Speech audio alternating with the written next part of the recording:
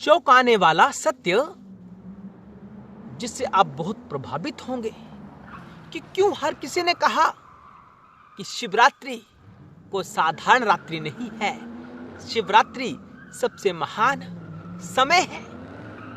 क्यों कहा? सब देवताओं ने कहा, सब ऋषि मुनियों ने कहा, इस पत्ते पत्ते ने, प्रत्येक स्थिति ने कहा कि शिवरात्रि सबसे महान समय है, इसका सदुपयोग करना चाहिए। हम आपको 5 रहस्य इस वीडियो में बताएंगे कि क्यों सबने यही स्वीकार किया, सभी एक मत हुए कि शिवरात्रि से बढ़कर कोई दूसरा श्रेष्ठ समय नहीं है। दर्शकों, पहला कारण, दिव्य ऊर्जा का प्रवाह जितना शिवरात्रि को होता है किसी अन्य समय में नहीं होता है। जब हम शिवरात्रि को जागरण करते हैं तो उस ऊर्जा प्रवाह के भीतर रहते हुए हम अपनी चेतना को भी दिव्य बना सकते हैं। अभी हमारी चेतना जड़ता में स्थित है। चेतना तो है, क्योंकि चेतन है तभी कार्य कर पा रहे हैं, लेकिन हम उस चेतना में जी नहीं रहे, हम जड़ता में जी रहे हैं, हम इन शरीरों में जी रहे हैं। हम यही मानकर चलते हैं कि यह मेरा शरीर यानी मैं और तुम ये तुम्हारा शरीर। जो चेतन है तो दोनों का एक है, वो नहीं जानते। लेकिन जब इस रात्रि में हम जागरण करते हैं तो उस ऊर्जा प्रवाह के भीतर रहते हुए हमें इस ज्ञान को जागृत कर लेते हैं। ये ज्ञान हमारे अनुभव का हिस्सा बन सकता है। वो घटना हमारे जीवन में घटित हो सकती है कि हम तो शिव हैं, हम तो चेतन हैं, और वहीं से बात बन जाएगी। दर्शकों, दूसरा बड़ा लाभ कि इस रात्रि को अगर आपका ध्यान स्ट्रॉन्ग है, शिव का नाम ध्यान है ना, और शिव भक्त के लिए ध्यान करना नितांत आवश्यक है।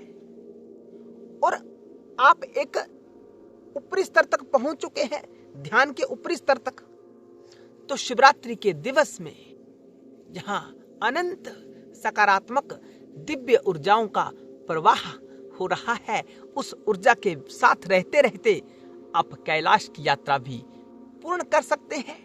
एक पृथ्वी धरातल के ऊपर जो साकार कैलाश है, एक सूक्ष्म कैलाश होता है, तो सूक्ष्म कैलाश की यात्रा साधक ध्यान में कर सकता है शिवरात्रि के दिवस पर।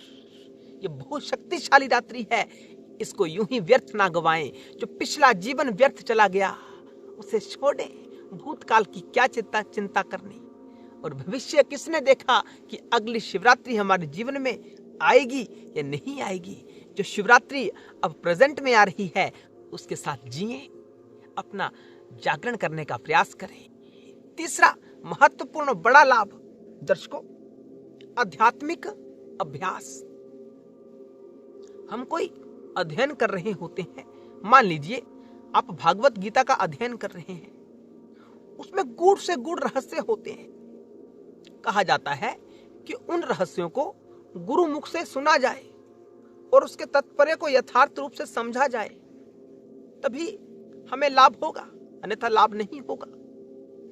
तो जो अध्ययन हम शिवरात्रि को करते हैं ना, चाहे जितना भी जटिल क्यों ना हो, कोई भी मार्ग हम ढूंढने का प्रयास कर रहे हैं अनेकों वर्षों से, लेकिन जो प्रयास अभ्यास, लेकिन मैं आध्यात्मिक वार्ता कर रहा हूं, आध्यात्मिक दृष्टिकोण से कह रहा हूं।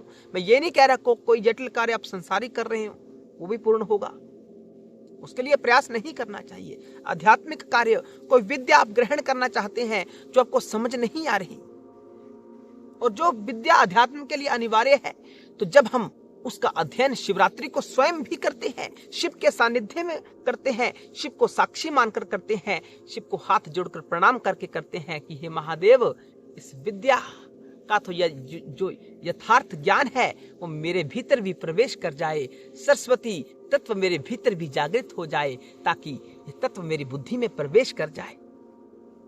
तो सुगमता के साथ आप उसका अनुभव कर सकते हैं। कोई भी अभ्यास जो अनेकों दिनों से आप कर रहे हैं, शिवरात्रि को वो आपका अभ्यास अवश्य रूपेण पूर्ण हो सकता है, लेकिन ध्यान शिव में रहे, अपनी चेतना में रहे, अपनी आत्मा में रहे। संसार में नहीं, इस रात्रि को शयन मत करना, जागरण करना, चाहे नाम जप ही करना। बड़ी शक्तिशाली रात्रि होती है दर्शकों। चौथा सबसे बड़ा लाभ, अनेकों जन्मों से हम अज्ञानता की झोली में पड़े हुए, हम अज्ञानी है ना। कोई कहे कि नहीं हम तो अज्ञानी नहीं है, हमने तो खूब शिक्षा ग्रहण की है, हमें तो बहुत सारा ज्ञान है। दर्शकों, यह ज्ञान किसी काम का नहीं। जो काम का ज्ञान होता है वो आत्मा का ज्ञान होता है। अगर हमें आत्मा का ज्ञान प्राप्त हो गया होता तो हमने जन्म ग्रहण नहीं किया होता और इन संसारिक झमेलों में नहीं पड़े होते। हमारा उद्देश्य क्या है जीवन में? पैसा कमाना, यही बना रखा है ना हमने। अगर आत्म तत्व का जागरण हुआ होता, थोड़ा सा भी वो घटना घटित हमारे जीवन में हुई होती, तो हम ये संसारिक वार्ता में लिप्त नहीं रहते, केवल उतना ही प्रयास करते जितना जीवन के लिए अनिवार्य है। जीवन जीने के लिए जितना धन चाहिए उतना ही हम एकत्रित करने का प्रयास करते, अनायास यूं ही नहीं भटकते। इसका अर्थ क्या है कि अभी हमें ज्ञान प्राप्त नहीं हुआ है। जो ज्ञान जिसे हम ज्ञान कहते हैं, संसारिक ज्ञान, वास्तव में अध्यात्म की दृष्टि से वो अज्ञान है। हमने किसी महानगर का ज्ञान ग्रहण कर लिया, अध्यात्म में उसका क्या काम है? अध्यात्म का ज्ञान तो यह है कि तू अपनी इंद्रियों को वश में करके एकाग्रता के साथ बैठकर उस परम स्थिति को प्राप्त कर। एक जगह बैठकर वो स्थिति प्राप्त की जा सकती है, महानगर में जाने की क्या आवश्यकता है?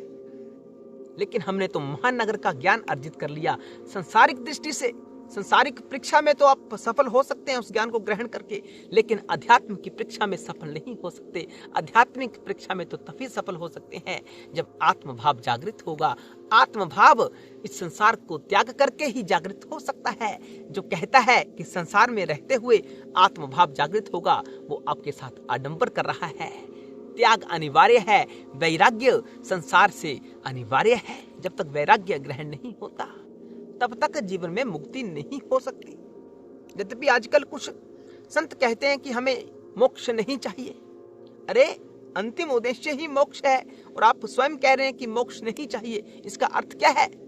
आप अपने पथ से भ्रष्ट हो चुके हैं। पांचवा सबसे बड़ा लाभ, ऊर्जा बैठी हुई है, सोई हुई है। जो थोड़ी बहुत ऊर्जा है हमारे पास, स्थूल ऊर्जा, उसे हम घर गृहस्थी में नष्ट कर रहे हैं, अपने ऑफिस में नष्ट कर रहे हैं, अपना सारा का सारा समय ऑफिस के लिए दे देते हैं। क्योंकि जीवन निर्वाह तो करना है ना, कुछ तो कार्य करना पड़ेगा। लेकिन सोच कर देखना कि क्या हम उतना ही कमा रहे हैं जितना जीवन के लिए आवश्यक है? महाराज, भविष्य का क्या पता, कौन सा रोग हमारे जीवन में आ जाए। अस्पताल में तो पैसे लगते हैं।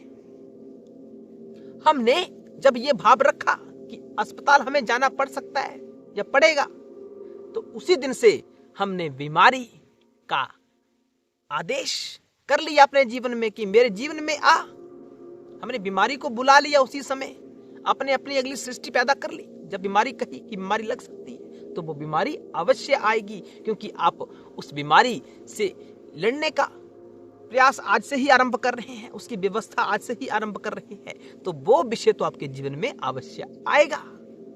जब आत्म जागृति होगी ना, तो ऐसे विचार नहीं बनेंगे। आप उतना ही प्रयास करेंगे जितना जीवन के लिए आवश्यक है। तो ऊर्जा ऊपर उठानी है। कौन सी ऊर्जा? जिसे आजकल वो प्रचार प्रसार जिसका हो रहा है, कुंडलिनी शक्ति मूलाधार से सहस्त्रार तक उठानी है। कैसे उठेगी? जब साधना करेंगे। साधना रोज नहीं कर पा रहे तो शिवरात्रि के दिन साधना अवश्य करना। आपकी ऊर्जा नीचे से ऊपर की तरफ बढ़ना शुरू हो जाएगी। यही काम की बातें होती हैं। पैसा कमाने का ढंग तो कोई भी बता सकता है। आज पैसा कमाना मुश्किल थोड़ा नहीं, लेकिन रास्ता कौन सा अपना रहे हैं ये महत्वपूर्ण हो जाता है। अधर्म का रास्ता पैसा कमाने के लिए हम चुन सकते हैं, लेकिन उसका असर क्या होगा? चेतना के ऊपर होगा। यहाँ कोई देवता नहीं होता हमारे कर्मों का हिसाब करने वाला कि कौन सा कर्म अच्छा कौन सा बुरा। नहीं, जो कुछ हम करते हैं वो सारा रिकॉर्ड होता है कहाँ? हमारी चेतना में। चित्त में हमारे साथ ही चलता है हमेशा, इसी को चित्त कहा जाता है ना। तो शुद्धि अनिवार्य है पुरातन कर्मों की। कैसे होगी? साधना से होगी। शिवरात्रि के दिन साधना अवश्य करना, चाहे स्थूल पूजन करना, चाहे नाम जाप करना, मंत्र जाप करना। प्रत्येक स्थिति में यह कारगर, शक्तिशाली रात्रि होती है। अब जो भी साधना करते हैं, आप वर्तमान स्थिति से ऊपर उठना शुरू हो जाओगे अवश्य रूप से। ये शिवरात्रि की महिमा है, ये शिवरात्रि का सबसे बड़े लाभ है। हर हर महादेव।